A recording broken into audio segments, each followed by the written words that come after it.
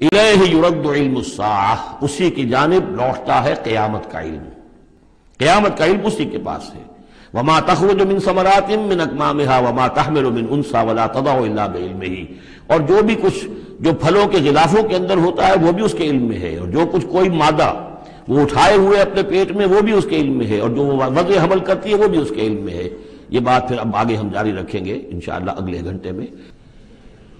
الیہ یرد علم الساعہ وما تخرج من ثمرات من اکمامها وما تحمل من انثى ولا تضع الا بعلمه وَيَوْمَ يُنَادِيهِمْ أَيْنَ شُرَكَائِي قَالُوا آذَنَّاكَ مَا مِنَّا مِنْ شَهِيدٍ وَضَلَّ عَنْهُمْ مَا كَانُوا يَدْعُونَ مِنْ قَبْلُ وَظَنُّوا مَا لَهُمْ مِنْ مَحِيصٍ۔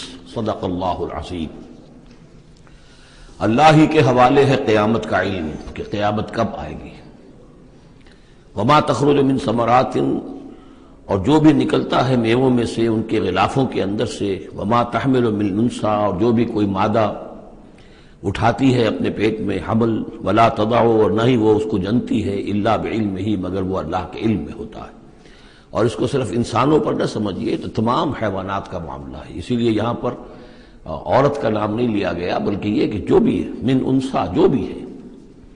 وَيَوْمَ يُنَادِيهِمْ أَيْنَ شُرَكَائِي، اور جب اس دن کے پکارے گا انہیں کہ کہاں ہے میرے وہ شریک، قَالُوا آذَنَّاكَ مَا مِنَّا مِنْ شَهِيدٍ، تو وہ کہیں گے ہم نے تو آپ سے عرض کر دیا ہے، ہم میں سے کوئی بھی اس کا اقرار نہیں کرتا کہ ہمارا کوئی شریک ہے۔ یعنی یہ کہ اس وقت وہ بالکل ایسے بے بس ہو جائیں گے کہ وہ نہیں کہہ سکیں گے کہ ہم نے واقعتاً کسی کو سمجھا تھا کہ وہ ہمارا سہارا ہوگا۔